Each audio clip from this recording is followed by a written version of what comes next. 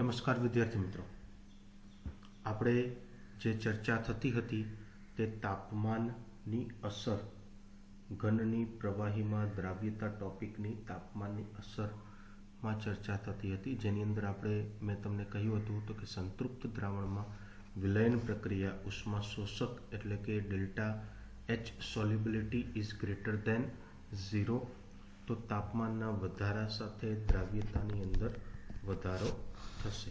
બરાબર છે. ચાલો હવે આપણે આગળ જઈશું. તેનાથી વિરુદ્ધ, જો પ્રક્રિયા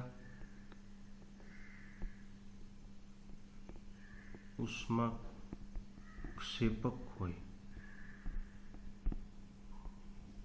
બરાબર, તો આવી પ્રક્રિયાઓ માટે ડેલ્ટા સોલ્યુબિલિટી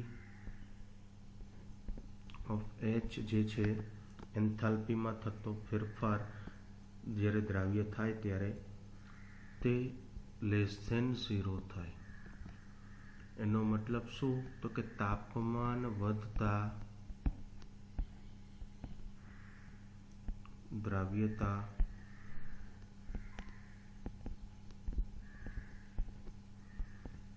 ઘટે. બરાબર, તાપમાન વધતા દ્રાવ્યતાની અંદર ઘટાડો થાય છે. ત્યારબાદ આપણે દબાણની અસરની ચર્ચા કરીશું. વિદ્યાર્થી મિત્રો, દબાણની ઘનની દ્રાવ્યતા પર કોઈ સૂચક અસર હોતી નથી, એટલી બધી નથી હોતી. આ એટલા માટે કે ઘન અને પ્રવાહી ખૂબ જ કેવા હોય છે? અસંકોચનીય, અને પ્રાયોગિક રીતે દબાણના ફેરફારથી બિન અસરકારક રહેશે. કોણ? તો કે ઘન અવસ્થા. ત્યારબાદ આપણે વાયુની પ્રવાહીમાં દ્રાવ્યતાની ચર્ચા કરીશું. તો કે ઘણા વાયુઓ જે છે પાણીમાં ઓગળે છે. ઓક્સિજન પાણીમાં ઘણી ઓછી માત્રામાં ઓગળે છે. O2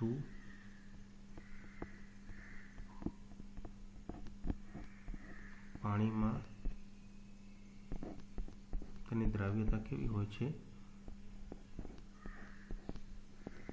ઓછી.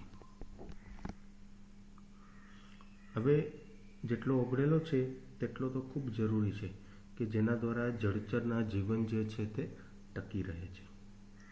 બીજી બાજુ પર જો તમને વાત કરું,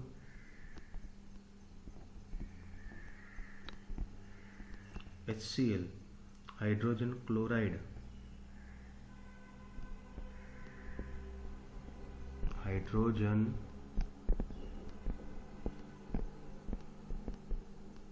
ક્લોરાઇડ તે પાણીમાં કેવો છે? H2O માં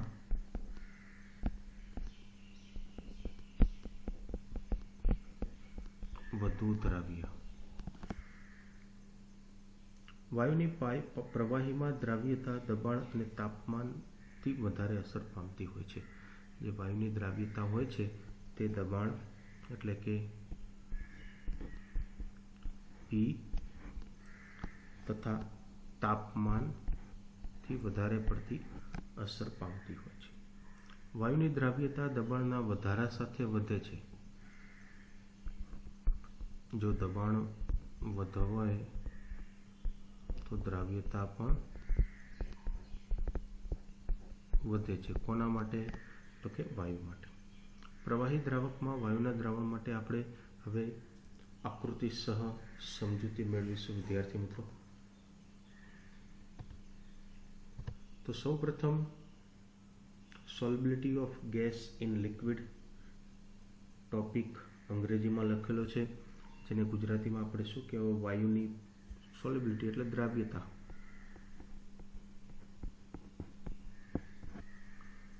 ગેસ એટલે વાયુ, લિક્વિડ એટલે કે પ્રવાહીમાં. તમે જોઈ શકો છો, અહીં આપણે એક પ્રવાહી લીધેલું છે, બંનેમાં પ્રવાહી છે.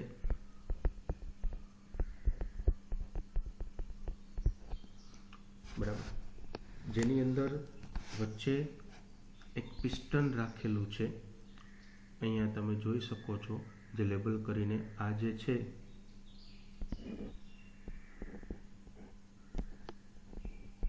એ પિસ્ટન છે, એ જ રીતના આ પણ શું છે, પિસ્ટન. પછી આ જે નાના નાના કણો તમને દેખાય છે તે શું છે તો કે વાયુ. આ નાના નાના કણો જે દેખાય છે તે વાયુ દ્રાવ્ય છે, બરાબર. હવે તમે જોઈ શકો છો કે અહીં એ આકૃતિમાં દર્શાવ્યા પ્રમાણેની પ્રણાલી જો તમે જુઓ, તો નીચેના ભાગમાં દ્રાવણ છે. અહીં આ જે પ્રવાહી મેં તમને કીધું તેમાં શું છે, દ્રાવણ. અને ઉપરના ભાગ પર P અને T તાપમાને, જો અહીંયા P દબાણ અને T તાપમાન વાયુમય પ્રણાલીનો ભાગ છે. આ પ્રણાલીને ગતિશીલ સંતુલન અવસ્થામાં હોવાનું ધારવાનું છે આપણે. એટલે કે આ પરિસ્થિતિમાં દ્રાવણ દાખલ થતા અને દ્રાવણ કલાને છોડી દેતા વાયુના કણોનો વેગ કેવો હોય છે, એક સમાન, પ્રણાલી નંબર 1માં. અને તેની ઉપર તમે જુઓ તો પિસ્ટન રાખી અને દબાણ રાખેલું છે, બરાબર, આકૃતિ એની અંદર. હવે આકૃતિ બીમાં તમે દર્શાવ્યા પ્રમાણે જો કલાની ચર્ચા કરો તો ઉપર વાયુને દબાવીને દબાણ આપણે શું કરેલું છે, વધારેલું છે. જુઓ, તાપમાન સમાન, પરંતુ વાયુનું દબાણ જે છે તમે વધારે વજનીય રાખી અને વધારેલું છે. આથી દ્રાવણના પ્રતિ એકમ કદના વાયુમય કણોની સંખ્યાનું પ્રમાણ તમે જુઓ અહીંયા તો કે કદ ઓછું પરંતુ વાયુના કણોની સંખ્યાની અંદર વધારો થશે. અને વેગ જેમાં વાયુમય કણો દ્રાવણની સપાટીને અથડાય છે તે પણ વધશે, તેનો વેગ પણ વધારો થશે. વાયુની દ્રાવ્યતા નવું સંતુલન સ્થપાશે નહીં ત્યાં સુધી વધતી જશે. આને પરિણામે દ્રાવણની ઉપર વાયુનું દબાણ વધશે અને તેની દ્રાવ્યતાની અંદર પણ વધારો થશે.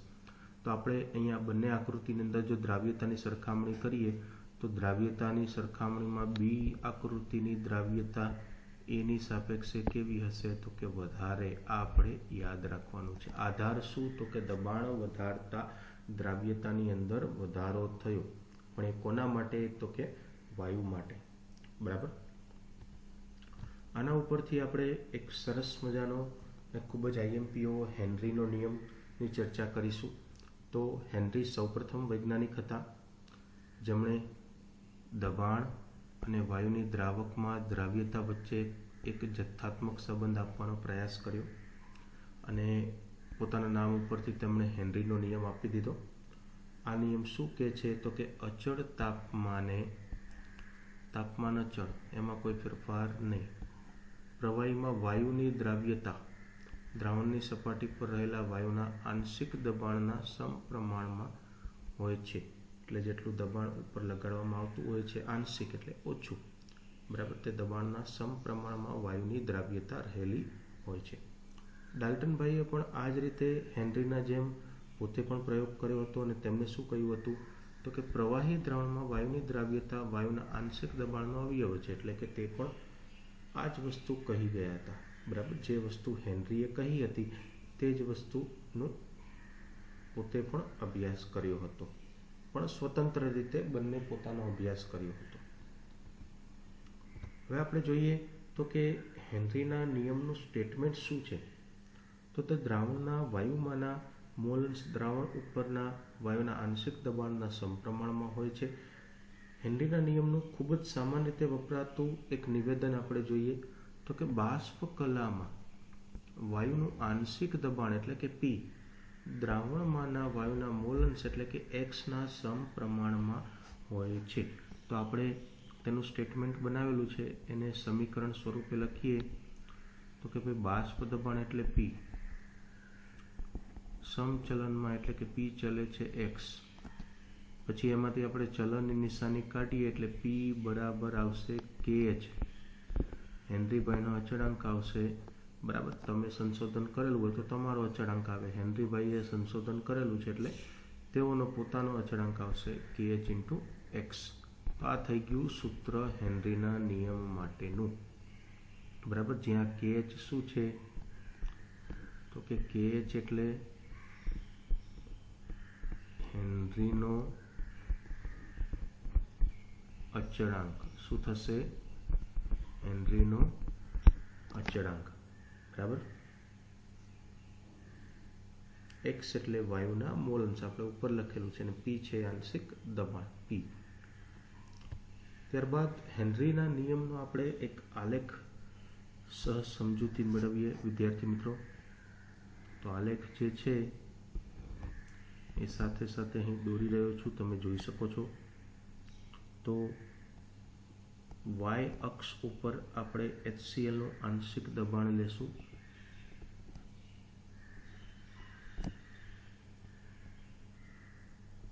એટલે કે P, કે જે ટોરમાં છે.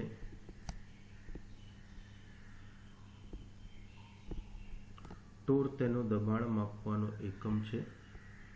ગુજરાતીમાં ટોર પણ લખી શકાય આ રીતના. એક જ મિનિટ.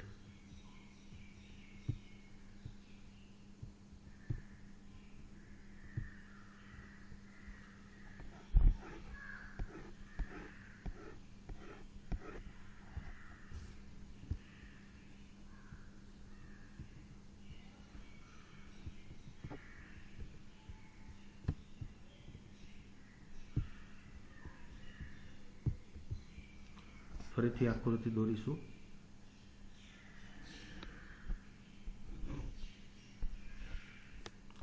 કે y અક્ષ ઉપર HCl નું આંશિક દબાણ કે જે TORR ટોર એકમમાં લીધેલું છે આપણે. 0 અહીં 500 1000 લઈ લઈએ, બરાબર છે. અને x અક્ષ ઉપર આપણે HCl ના તેના સાયક્લોહેક્ઝેનમાંના દ્રાવણમાંના મોલ અંશ લઈએ છીએ, કે જે 0.010 0.020 આ રીતના દર્શાવીએ છીએ. અને આનો એક જો ગ્રાફ પ્લોટ કરવામાં આવે 293 કેલ્વિન તાપમાને HCl વાયુની સાયક્લોહેક્ઝેનમાં દ્રાવ્યતા, HCl વાયુ એટલે કે હાઇડ્રોજન ક્લોરાઇડ વાયુ સાયક્લોહેક્ઝેનમાં દ્રાવ્યતાની પ્રાયોગિક પરિણામ આપણને મળેલો છે. તો તે જોઈએ આપણે. તે ગ્રાફ આપણને આવો કંઈક સીધી રેખા મળે છે. હવે આ ગ્રાફની અંદર આપણે અમુક પોઈન્ટ મૂકી દેશું. તો પોઈન્ટ જે છે, આ જો પેલા પોઈન્ટ આવે ને પછી આ રીતના સીધી રેખા મળે, આવા પોઈન્ટ છે. અને એના દ્વારા આપણે સ્ટેટમેન્ટ આપીએ કે વાયુનું દબાણ અને મોલ અંશ બંને કેવા સમપ્રમાણમાં ચલે છે. એક ચલે એટલે બીજું પણ સાથે સાથે ચલે છે.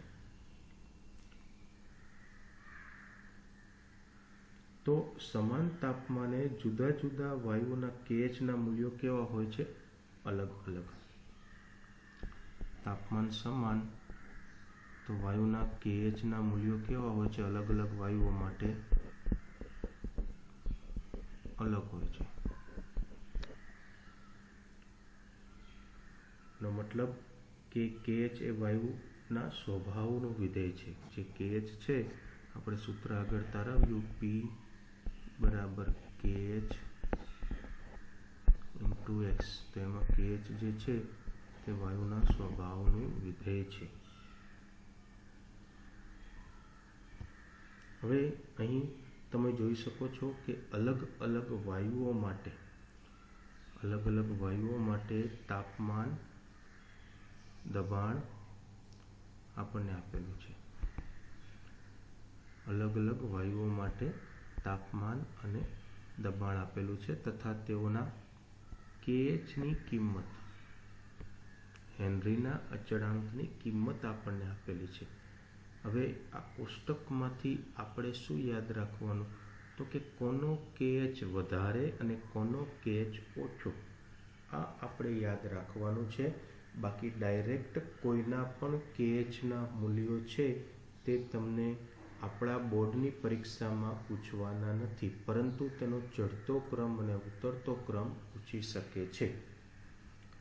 હવે આ સૂચવે છે કે કેએચ જે છે, આપણે આગળ ચર્ચા થઈ, એ વાયુના સ્વભાવનું વિધેય છે, એટલે તેના ઉપર આધારિત છે. બરાબર. ત્યારબાદ હેનરીના નિયમની અંદર આપણે આગળ વધીએ તો કે સમીકરણ જે આપણે આગળ જોયું એમાંથી એક સ્વાભાવિક છે કે આપેલ દબાણે કેએચનું ઊંચું મૂલ્ય પ્રવાહીમાં વાયુની ઓછી દ્રાવ્યતા સૂચવે છે. કોષ્ટક આપણે આગળ જોયું તેના પરથી આપણે કહી શકાય છે કે N2 અને O2 આ બંને જે છે કેએચના મૂલ્યો તાપમાનના વધારા સાથે વધે છે, જે સૂચવે છે કે વાયુની દ્રાવ્યતા તાપમાનના ઘટાડા સાથે વધે છે. આ કારણને લીધે જ જળચર સ્પીસીસ જે છે, એક્વાટિક સ્પીસીસ,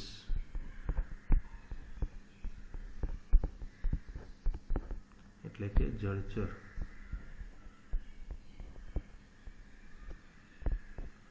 જે સજીવો છે તેઓનું જીવન જે છે તે ગરમ પાણી કરતા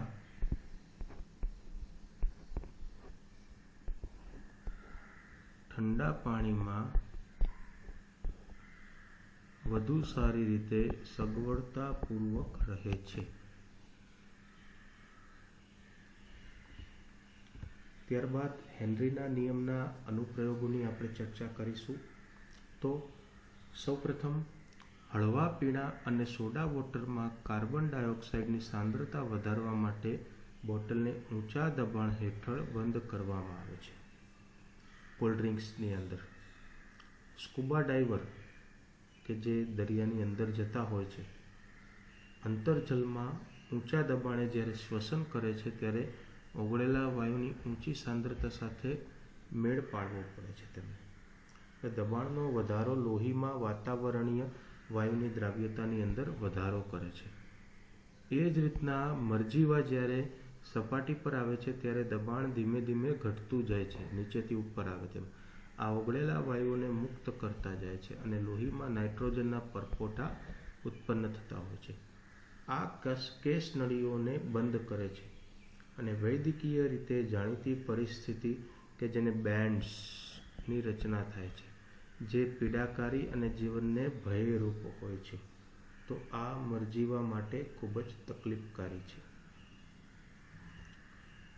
આવા બેન્ડ્સને દૂર રાખવા માટે શું કરવાનું? તો કે લોહીમાં નાઇટ્રોજનની ઊંચી સાંદ્રતાની વિષાલુ અસરોને પણ દૂર કરવા માટે સ્કુબા મરજીવા હિલિયમ, આ યાદ રાખવાનું છે, MCQ બોર્ડમાં પૂછાયેલો છે. બરાબર છે. તો મરજીવા જે છે હિલિયમ વડે મંદ કરેલી હવા એટલે કે 11.7% હિલિયમ, 56.2% નાઇટ્રોજન અને 32.1% ઓક્સિજન ભરેલી ટાંકીઓનો ઉપયોગ કરે છે. એટલે તેઓ પોતે બાટલા લઈને જતા હોય છે. વધુ ઊંચાઈએ ઓક્સિજનનું આંશિક દબાણ ભૂમિ સ્તર કરતાં ઓછું હોય છે. આ ઊંચાઈએ રહેતા લોકો અથવા તો પર્વતારોહકો તેના લોહી ઉત્તમ પેશીમાં એટલે કે ઉત્તક એટલે કે પેશીની અંદર ઓક્સિજનની ઓછી સાંદ્રતા તરફ દોરી જાય છે. ઓછો રક્ત ઓક્સિજન પર્વતારોહક માટે નબળા બનવા સ્પષ્ટ રીતે વિચારી નહીં શકવાનું કારણરૂપ બને છે. આ ચિહ્નોને આપણે એનોક્સિયા તરીકે ઓળખીએ છીએ. હવે આપણે જોઈએ તાપમાનની અસર. તો કે વાયુઓની જો આ તાપમાનની અસર જે છે તે વાયુ માટે છે. હા મિત્રો, આપણે આગળ જે ચર્ચા કરી હતી તાપમાનની અસર તે શેના માટે હતી? ઘન માટે. તો કે વાયુઓની પ્રવાહીમાં દ્રાવ્યતા તાપમાનના વધારા સાથે ઘટે છે. તાપમાન વધે તો દ્રાવ્યતા ઘટે છે. જ્યારે ઓગળેલા હોય છે ત્યારે વાયુના અણુઓ પ્રવાહી કલામાં હોય છે અને વિલયનની પ્રક્રિયા એટલે કે સંઘનન સાથે સરખાવી શકીએ અને આ પ્રક્રિયામાં ઉષ્મા ઉદ્ભવે છે. આપણે છેલ્લા વિભાગમાં અભ્યાસ કર્યો કે વિલયન પ્રક્રિયા ગતિશીલ સંતુલનને સમાવિષ્ટ કરે છે અને તેથી તે લસેટેલિયનને અનુસરે છે. વિલયન ઉષ્માક્ષેપક પ્રક્રિયાઓથી તાપમાનના વધારા સાથે દ્રાવ્યતા ઘટવી જોઈએ. ત્યારબાદ આપણી પાસે એક સરસ મજાનો પ્રશ્ન છે મિત્રો. તો પ્રશ્ન કરીશું આપણે. પ્રશ્ન એટલે દાખલો છે આપણી પાસે. તો દાખલાની અંદર આપણે જોઈએ, જો નાઇટ્રોજન વાયુને 293 કેલ્વિન તાપમાને પાણીમાંથી પસાર કરવામાં આવે તો 1 લીટર પાણીમાં કેટલા મિલીમોલ N2 વાયુ ઓગળશે. એવું ધારો કે N2નું આંશિક દબાણ આટલું સર્જે છે. આપેલું છે આપણને N2 માટે 293 તાપમાને હેનરીના નિયમનો અચળાંક આપણને આપેલો છે 76.48 કિલોબાર. તો જોઈએ આપણે, બરાબર. વાયુની દ્રાવ્યતા જલીય દ્રાવણમાં તેના મોલ અંશને સંબંધિત છે. આપણે હેનરીના નિયમ પરથી આ અભ્યાસ કરી ચૂક્યા છે. તો આપણી પાસે સૂત્ર છે P બરાબર KH × X. આ સૂત્રની અંદર આપણે Xને સૂત્રનો કર્તા બનાવી દઈએ, એટલે Pના છેદમાં KH આવે. P આપણને આંશિક દબાણ આપેલું છે, કેટલું છે તો કે 0.987 ના છેદમાં KH હેનરીનો અચળાંક આપણને કિલો બારમાં છે. તેને આપણે બારની અંદર રૂપાંતરિત કરીશું. તો બારની અંદર રૂપાંતરિત કરવું એટલે જે પોઈન્ટ છે 76 પોઈન્ટ તે દૂર થશે. 48 અને અહીંયા 0 કિલો છે ને, કિલો છે તો આપણે પોઈન્ટ છે કુદાડવો પડે. એટલે આપણે તમે જો 48 છે, 76.48, તો એક પોઈન્ટ કુદાડો એટલે 4 વચ્ચે આવે પોઈન્ટ, પછી 8 અને પછી 0, એટલે 3 વખત કુદાડવાનું કિલો બારમાંથી બારમાં જવું હોય તો આનો ગુણોત્તર લો એટલે તમને જવાબ મળે 1.29 ગુણાકારમાં 10⁻⁵ મોલ અંશ છે. તો 1 લીટર પાણી તેના 55.5 મોલ ધરાવે છે.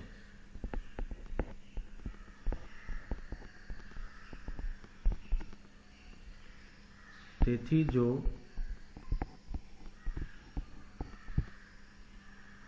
N2 વાયુ એટલે કે નાઇટ્રોજન વાયુના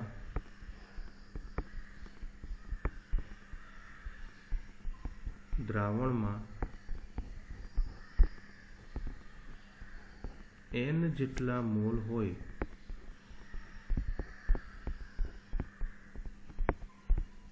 તો તેની ગણતરી આપણે આ જ રીતના કરીએ. તો ડાયરેક્ટ એ જ સૂત્ર છે, X બરાબર N મોલ ના છેદમાં N મોલ કુલ મોલ આપણે મૂકીશું વત્તા પાણીના મોલ એટલે 55.5 મોલ.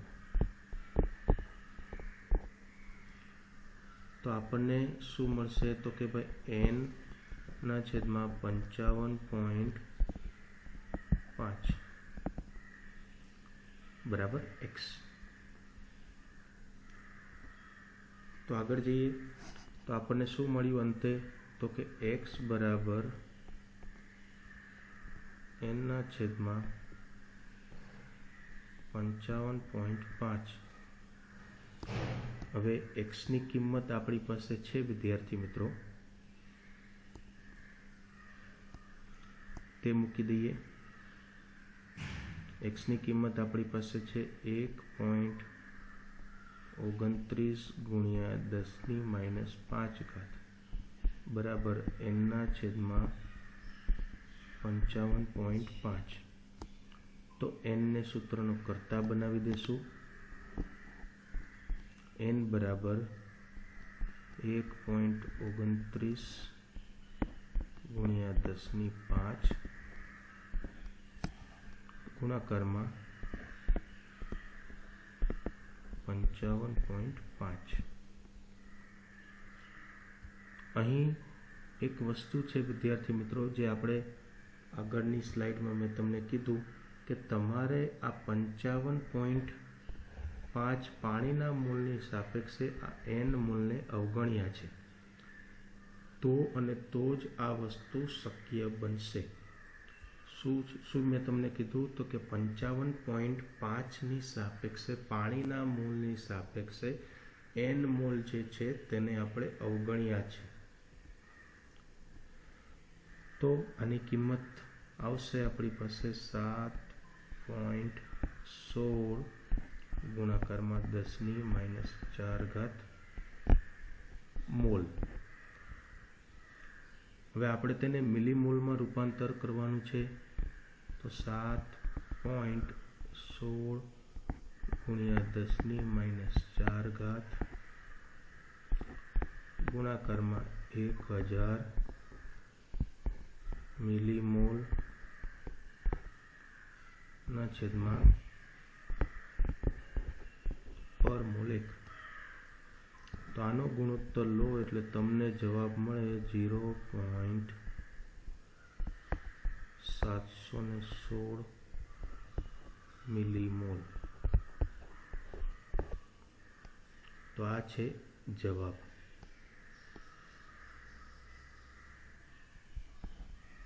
એનની કિંમત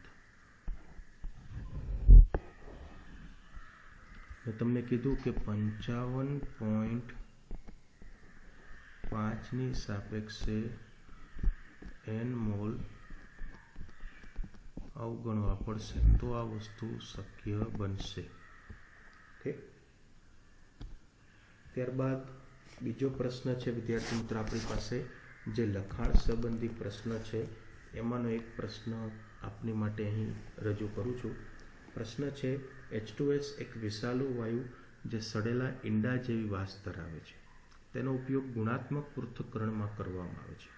જો H2S પાણીમાં દ્રાવ્યતા STPA 0.195 મોલ હોય તો હેનરી અચળાંકની ગણતરી કરો. તો આપણે વાત કરીએ અહીંયા તો કે 0.195 મોલલ H2S એટલે શું થાય? તો કે 1000 ગ્રામ પાણીમાં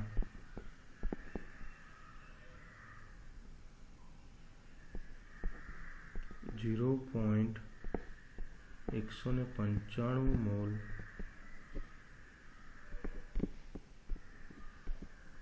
H2S દ્રવ્ય થાય. આપણે યાદ રાખવું પડે, આ ખબર હોવી જોઈએ આપણે. તો પાણીના મોલ આપણે પહેલા શોધીશું. H2O ના મોલ. હવે મોલ માટેનું સૂત્ર છે વજનના છેદમાં આણ્વીય દળ. તો તેની કિંમત મૂકો. વજન કેટલું છે? તો કે 1000 પાણી. વાત થઈ ને હમણાં? સારી જો એના છેદમાં પાણીનું આણ્વીય દળ કેટલું હોય? તો કે 18. તો આનો જવાબ તમને મળે કેટલો? 55.55 મોલ. આ જ રીતના આપણે H2S ના મોલ અંશ શોધવા પડે. હવે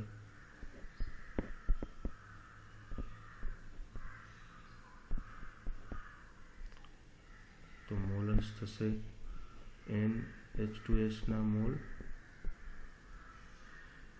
એના છેદમાં ટોટલ મોલ. મોલ અંશ માટેનું સૂત્ર છે ને.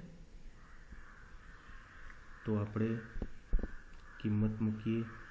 H2S ના મોલ કેટલા છે? તો કે 0.195 પ્રશ્નમાં આપેલા છે. છેદમાં પણ 0.195 વત્તા પાણીના કેટલા આવ્યા? તો કે 55.55. હમણાં આપણે વાત થઈ ને, જો કેટલા ઓછા છે ભાઈ પાણીની સાપેક્ષે. તો આનો ગુણોત્તર લો એટલે તમને જવાબ મળે 0.00 35. ઓકે, હવે આપણે શું કે છે આપણને અહીં તો કે એસટીપી H2S નું દબાણ એટલે કે P of H2S